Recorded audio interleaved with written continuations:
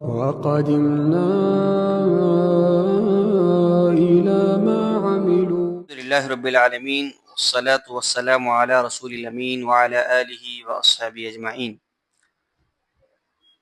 الحمدللہ آج ہم نے سورۃ الانعام کا یا سورۃ الانعام کی تلاوت سنی، جس کے اندر اللہ رب العالمین نے کہ کن جانوروں کو حلال قرار دیا گیا ہے اور کن جانوروں کو کھانے سے منع کیا گیا ہے، اور اسی کے ساتھ ساتھ مشرکین کا حال اور مویشی اپنی اولاد کو بتوں کے نام پر وقف کرتے تھے، اور اسی کے ساتھ ساتھ سورۃ الاعراف کا اس اندر تذکرہ کیا گیا کہ اعراف کسے کہتے ہیں، اور یہود پر ناخن والے جانور اور حلال جانوروں کی چربی کی حرمت، اور حرام چیزوں اور حرام کاموں کی فہرست کا تذکرہ، اور اسلام کے علاوہ کسی راستے کی اتباع کی سنت درست نہیں ہے اور ممانعت ہے، اس کے تعلق سے نیکیوں کا اجر 10 گنا بڑھا جاتا ہے. تو ایسے بے شمار احکامات اللہ رب العالمین نے اس پارے کے اندر ذکر فرمائے. تو سب سے پہلی بات سورۃ الانعام. انعام کے معنی ہوتے ہیں چوپائی. عربی زبان میں انعام کہتے ہیں چوپائیوں کو، یعنی وہ جانور جن کے 4 پیر ہو. تو اس ضمن میں اللہ رب العالمین نے اس پارے کے اندر تذکرہ کیا کہ چوپائی جو مویشی ہیں ان کی حلت و حرمت، یعنی کون سے چوپائی حلال کیے گئے ہیں اور کون سے چوپائی حرام کیے گئے ہیں، اس کی تعلق سے اللہ رب العالمین نے یہاں پر تذکرہ کیا کہ صرف وہی جانور حلال ہیں جو شرعاً جائز ہیں. مثال کے طور پر اللہ رب العالمین نے اس پارے کے اندر بیان فرمایا کہ کون کون سے جانور جو ہم نے تمہارے لیے حلال کیے ہیں اور کون کون سے جانور تو تمہارے پر حرام کیے ہیں. اور ان میں سے اللہ رب العالمین نے خون کو حرام قرار دیا، یعنی جانور کو جو ذبح کرتے ہیں، ذبح کرنے کے بعد کچھ لوگ ذبح کرنے کے بعد اس خون کو پکڑتے ہیں پلیٹ وغیرہ میں، تو اس خون کو پکا کر کے کھاتے ہیں. تو اللہ رب العالمین نے خون کو حرام قرار دیا. اور اسی کے ساتھ ساتھ اللہ رب العالمین نے چیر پھاڑ کر کھانے والے جانوروں کو ان کا شکار کرنے یا چیر پھاڑ کر جو جانور کھاتے ہیں ان کے گوشت کو اللہ رب العالمین حرام کر دیا. اور اسی کے ساتھ ساتھ اللہ رب العالمین نے خنزیر کے گوشت کو حرام قرار دیا. خنزیر کا جو گوشت ہے اس گوشت کو اللہ رب العالمین نے حرام کر دیا. اور اسی کے بعد اللہ رب العالمین نے فرمایا فَقُلُوا مِمَّا ذِكْرُ اسْمَ اللَّهِ عَلَيْهِ إِن كُنتُم بِآيَاتِهِ مُؤْمِنِينَ. تو تم کھاؤ اس میں سے جس کا نام لے کر، یعنی جس میں میرا نام لے کر ذبح کیا گیا ہے اور یہ تمہارے لیے آیات ایمان رکھنے کے لیے کافی ہے. تو اللہ رب العالمین نے سورۃ الانعام آیت نمبر 118 میں اس بات کا تذکرہ کیا کہ وہی جانور تمہارے لیے حلال ہیں جس جانور کو میرے نام کے ذریعے سے ذبح کیا گیا ہو، یعنی اللہ اکبر بسم اللہ کہہ کر کے جس جانور کو ذبح کیا جاتا ہے وہی جانور تمہارے لیے حلال ہے. اس کے علاوہ جو مر جائے، اوپر سے گر کر کے جو مر جائے، یا حادثے میں شکار ہو کر کے مر جائے، یا بیمار ہو کر کے جو جانور مر جائے، یا بغیر اللہ رب العالمین کے نام لیے ہوئے جانور کو جو ذبح کرتے ہیں، جو کاٹتے ہیں، ایسے سارے کے سارے جانوروں کو اللہ رب العالمین نے کھانے سے منع فرمایا ہے اور یہ شرعاً ناجائز ہیں. کیونکہ دنیا کے اندر اللہ رب العالمین نے بے شمار جانوروں کو پیدا کیا اور وہی ان سب کا خالق و مالک ہے. مثال کے طور پر کسی دکان میں ہم کام کرتے ہیں یا کسی کمپنی میں ہم کام کرتے ہیں اور اس کمپنی میں مالک کی اجازت کے بغیر کوئی چیز اٹھا لیتے ہیں، کوئی چیز کھا لیتے ہیں، تو یہ تم نے ظلم کیا، یہ تم نے ظلم کیا. تو اسی کے ساتھ ساتھ اللہ رب العالمین کے پیدا کردی ہوئی مخلوق، یہ سارے کے سارے چوپائی، یہ سارے کے سارے جانور جو ہیں اللہ رب العالمین کی مخلوق ہے، یہ اللہ رب العالمین نے پیدا کیا. اللہ رب العالمین کے نام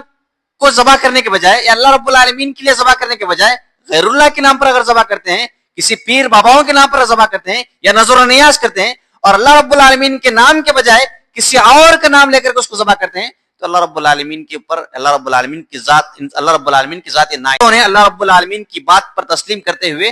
آدم علیہ السلام کو سجدہ کیا. جب ابلیس کا حکم دیا، اللہ رب العالمین نے ابلیس کو حکم دیا کہ تم سجدہ کرو، تو اس نے کہا کہ انا خلقتہ من طین الا خلقتہ من النار وخلقتہ من طین، کہ تو نے مجھے آگ سے پیدا کیا ہے اور اسے مٹی سے پیدا کیا ہے، میں کیوں اس سے سجدہ کروں؟ تو اللہ رب العالمین کی جب یہ بات کو اس نے نہ مانا، اللہ رب العالمین کی بات کو اس نے انکار کیا، تو اللہ رب العالمین اس نے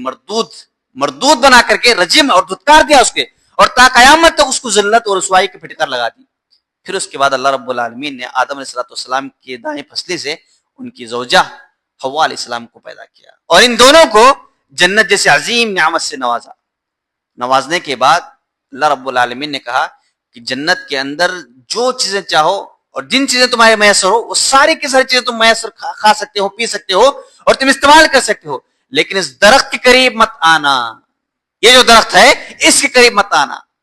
تو اللہ رب العالمین نے یہ ٹریننگ وہاں پر وہ دی حضرت آدم علیہ السلام اور حوا علیہ السلام کو،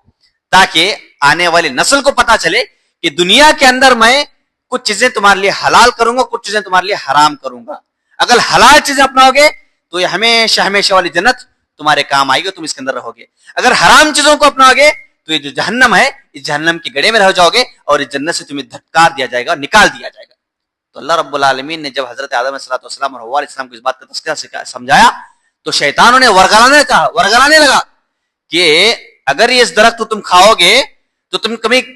وفات نہیں پاؤ گے، مرو گے نہیں، اور اس جنت سے تمہیں کبھی نہیں نکالا جائے گا۔ اس طرح کے وسوسے ڈال کر کے انہیں بہکانے لگا، اور حسد ہوئی، شیطان کو حسد پیدا ہوئی، ابلیس کو حسد کو پیدا ہوئی کہ میرے علاوہ یہ لوگ جنت میں داخل ہو گئے ہیں اور جنت کی نعمتوں کو حاصل کر رہے ہیں، کیوں نہ میں اللہ رب العالمین ان کو بھی میرے جیسا دھتکار دے اور انہیں بھی زمین کے اندر پھینک دے۔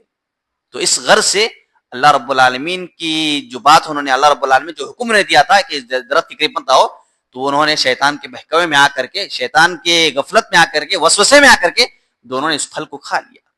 تو معلوم یہ ہوا کہ ہم بارہا سنتے ہیں کہ اللہ حضرت آدم علیہ السلام اور حوا علیہ السلام کی غلطی کی وجہ سے ساری انسانیت دنیا کے اندر آ گئی ہے۔ تو اللہ رب العالمین کا یہ دستور تھا، اللہ رب العالمین کا قانون تھا، وہ بتانا چاہتا تھا کہ اگر تم